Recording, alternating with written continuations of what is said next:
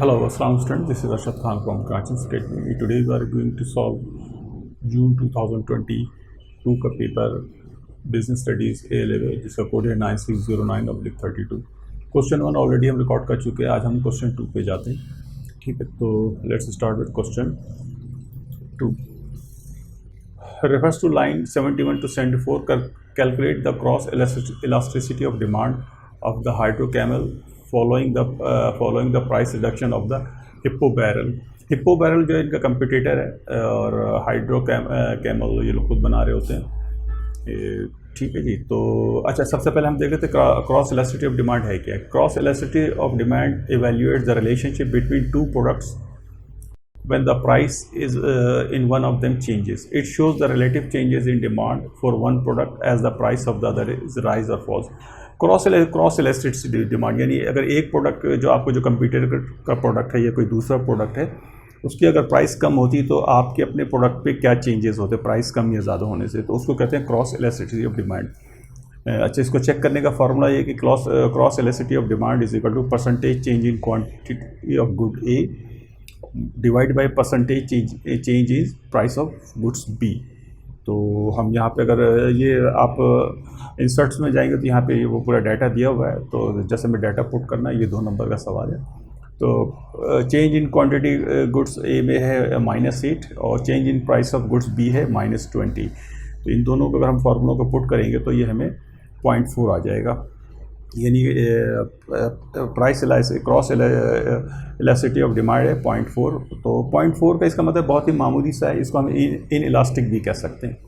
ठीक है जी, तो ये एक सवाल। अगर अच्छा आप सिंपल अगर फिर ये सिर्फ कर रहे होते हैं यानी सिर्फ आप 820 भी लिख देते हैं तो इसमें फिर से आपको 1 नंबर मिलेगा, मगर पूरा फार्मूला करके ये कैलकुलेट करते हैं तो आपको पूरे 2 नंबर मिलेंगे। अच्छा, अब इसका दूसरा क्वेश्चन 2 है, ये 5 नंबर का सवाल है, ये भी बहुत ही आसान सवाल है कि हमें कि annual revenue of hydro camel if it's price reduce by 10%, अगर इसके प्राइस 10% रिड्यूस कर दिए जाते तो क्या होगा एनुअल रेवेन्यू। तो रेवेन्यू का हमारा फार्मूला क्या है, प्राइस मल्टीप्लाई क्वांटिटी, क्या प्राइस है और कितनी क्वांटिटी हम सेल कर रहे हैं वो रेवेन्यू आ जाता है। अच्छा, अभी जो फिलहाल प्राइस है इनकी 140 है, अगर 10% हम डिस्काउंट कर देते हैं तो ये कितना आ जाएगा 126। अच्छा, price percentage of change in quantity demand given है वो हमें -1.2 है।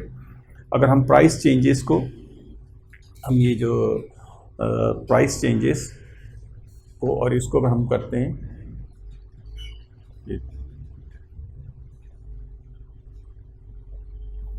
प्राइस चेंज अगर प्राइस इलास्टिसिटी डिमांड को मल्टीप्लाई करेंगे हम जो परसेंटेज चेंज इन प्राइस तो वो आ जाता है 12%। अच्छा, अगर हम तो 12% ये आ जाता है, इसका मतलब है कि हमारी जो नई क्वांटिटी होगी वो 12% एक्स्ट्रा होगी। तो अगर हम नई क्वांटिटी निकालेंगे तो ये हमारी नई क्वांटिटी आ गई 40,000 multiply by 1.12 is equal to 44,800। ठीक है, तो ये हमारी क्वांटिटी आ गई 44,800 और नया रेट हमारे पास है $126। तो अगर 44,800 को 126 से मल्टीप्लाई करते हैं तो ये 5.6 मिलियन आ जाता है, यानी 5,64,800 हमारी टोटल रेवेन्यू हो जाएगी। ये आसान सवाल है, 5 नंबर का है, बस आपको ये सिंपल कैलकुलेशन आपको आनी चाहिए। ठीक है, ये तो टोटल 7 नंबर का ये सवाल आसान सवाल है। इसका क्वेश्चन भी है, ये 10 नंबर ये 12 नंबर का है, आई थिंक 12 नंबर का है शायद, लेट्स से यस 12 नंबर, 12 और 7 19 19 नंबर का मार्क्स पेपर ये सवाल है, बहुत अच्छा आसान सवाल है। अच्छा, ये क्वेश्चन बी में आया कि you may refer to your answer to A and other information evaluate the usefulness of WTZ of elasticity data when planning its marketing strategy. अगर हम मार्केटिंग स्ट्रेटजी बनाने जाते हैं तो जो इलास्टिसिटी ऑफ डिमांड जो भी हमने कैलकुलेट की, प्राइस इलास्टिसिटी डिमांड और क्रॉस इलास्टिसिटी डिमांड, तो उसका क्या इम्पैक्ट आएगा मार्केटिंग स्ट्रेटजी पे, वो हमें डिस्कस करना है। सबसे पहले जो आ जाते हैं कि हम इलास्टिसिटी ऑफ डिमांड जो मुख्तलिफ वो क्या है। Elasticity measures the responsiveness of quantity demand और quantity supplies to change in one of its determinants. या तो अगर प्राइस की वजह से क्वांटिटी डिमांड में क्या फ़र्क आता है तो वो हम उसको इलास्टिसिटी कर रहे होते हैं, या सप्लाईज़ की वजह से क्या फ़र्क आता है। अच्छा, अब इसको हम ज़रा देख लेते हैं क्या क्या है।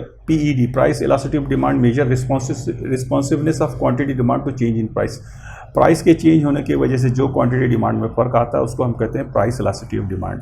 इसी तरह cross elastic demand measure the responsiveness of quantity demand to change in price of another product. दूसरा जो आपका जो कंपटीटर का प्रोडक्ट है, अगर उसके प्रोडक्ट के प्राइस में चेंज होने से आपके डिमांड में फ़र्क आता है तो वो कराता है क्रॉस इलास्टिसिटी ऑफ डिमांड। और फिर promotion PRED, promotion elasticity of demand measure responsiveness of quantity demand to change in promotional spending.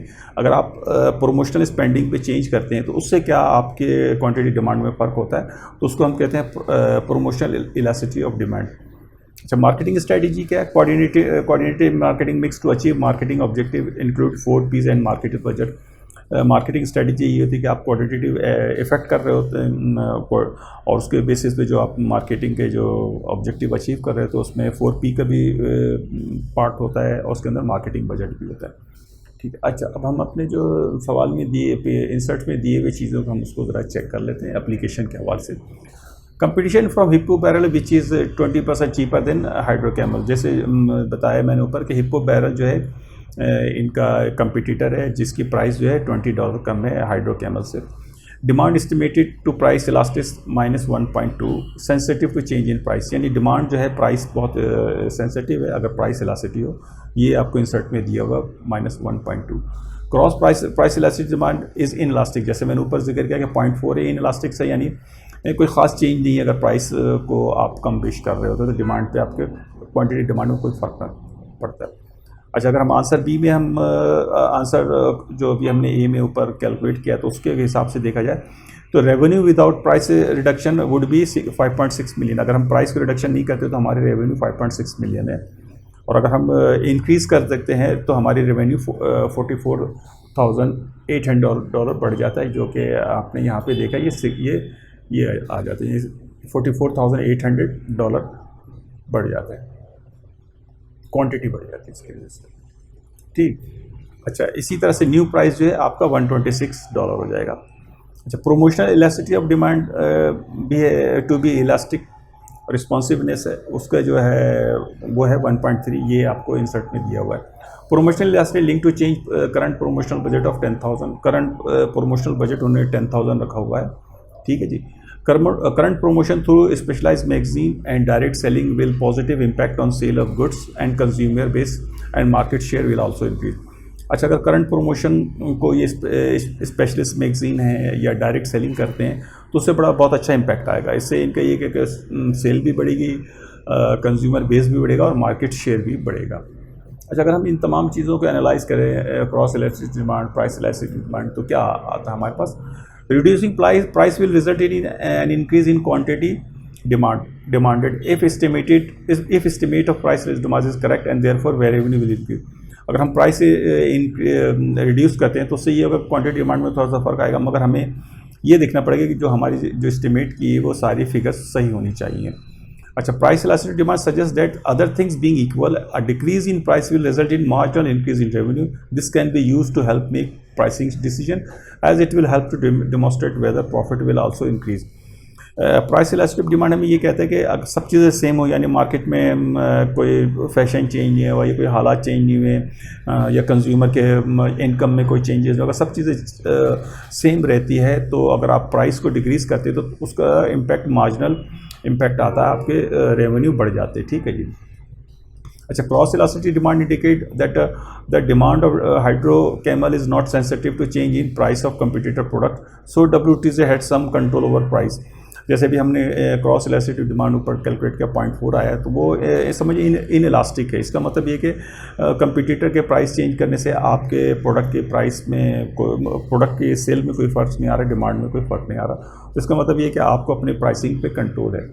अच्छा, promotional elastic demand is elastic, therefore an increase in promotional expenditure will lead to more than proportionate increase in revenue, suggests that greater advertising is worthwhile। अच्छा, promotional elastic demand जो insert में दिया हुआ सवाल में बताया है कि वो इलास्टिक है, जितना जितना आप प्रोमोशनल डिमांड प्रमोशन करेंगे उसी हिसाब से आप डिमांड भी चीज़ों की बढ़ेगी। अच्छा, 20.83 reduction in price is required to achieve 50,000 units assuming price elasticity is -1.2। अगर आप 20.8% आप प्राइस रिडक्शन करते हैं तो उससे आपकी 50,000 यूनिट की और सेल बढ़ जाएगी। ये इंसर्ट में दिया हुआ है। अच्छा, 19.2 increase in promotion could raise sales up to 50,000 unit assuming price promotion elasticity margin is 1.3. This would be an extra 1,923 of promotional spending. अगर 19.2% आप इंक्रीज़ करते हैं प्रमोशन में तो उससे आपकी 50,000 यूनिट्स की सेल बढ़ जाएगी। इसका मतलब जो आपका प्रमोशन इलास्टिसिटी डिमांड है 1.3 है। ये आपको इंसर्ट में ये सारी फिगर्स दी हुई हैं। अगर हम इन सब चीज़ों को एवेल्यूएट करें तो judgement of the usefulness of elastic demand to marketing plan हमें देखना पड़ेगा कि उसको हमारी जजमेंट कैसी, चीज़ों को हम कैसा ले रहे हैं, क्या डाटा वो हमें देखना पड़ेगा। Elements that the evaluation judgement might depend on, हमें जो हमारी जजमेंट है, जो इवैल्यूएशन है, ये बहुत सारी चीज़ों पर डिपेंड कर रही होती है। Decision of the competitors will effect the impact of any price change made by WTZ। आप हमारे जो कंपटीटर है अगर उसके यहाँ पर कोई वो प्राइस चेंज करता है तो उसका भी इफेक्ट हमारे पास आएगा।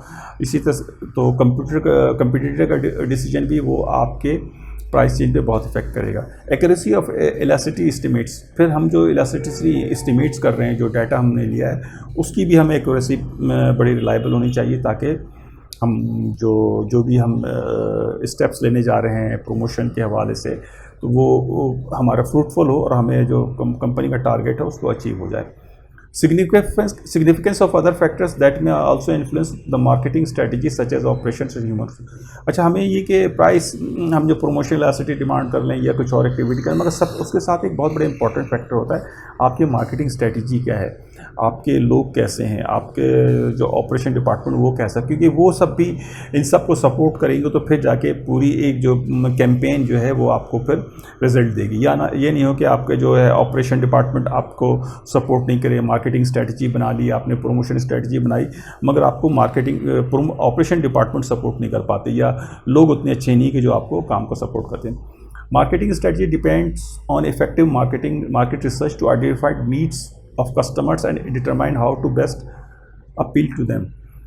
और फिर जहाँ तक मार्केटिंग स्ट्रेटजी की बात है, इसमें सबसे इम्पोर्टेंट ये है कि आपका जो है ये मार्केटिंग रिसर्च कितना अच्छा है। जितना अच्छा मार्केटिंग रिसर्च होगा तो हमें कस्टमर की नीड्स पता चलेगी। जब हमें कस्टमर की नीड्स पता चल जाएगी तो फिर हम उसी बेसिस पे अपनी तमाम स्ट्रेटजी बनाएंगे। इवन के प्रोडक्ट डेवलपमेंट के हवाले से, प्रमोशन के हवाले से, टारगेट मार्केट के हवाले से वो सारी चीज़ें करेंगे। तो इसका मतलब है कि मार्केटिंग स्ट्रेटजी के लिए हमें मार्केटिंग रिसर्च भी बहुत स्ट्रॉन्ग होना चाहिए। तो स्टूडेंट ये ऑल टुगेदर 19 नंबर का सवाल है, 12 नंबर का ये सवाल है और 7 नंबर का ये हमने जो छोटा सा न्यूमेरिकल ये किया, तो आप इसको सॉल्व कीजिए। तो मुझे उम्मीद है कि काफ़ी इसको आपको गाइडेंस मिल गई होगी, और फिर भी कुछ यू नीड मोर गाइडेंस और तो please write us, we will definitely respond you. Thank you.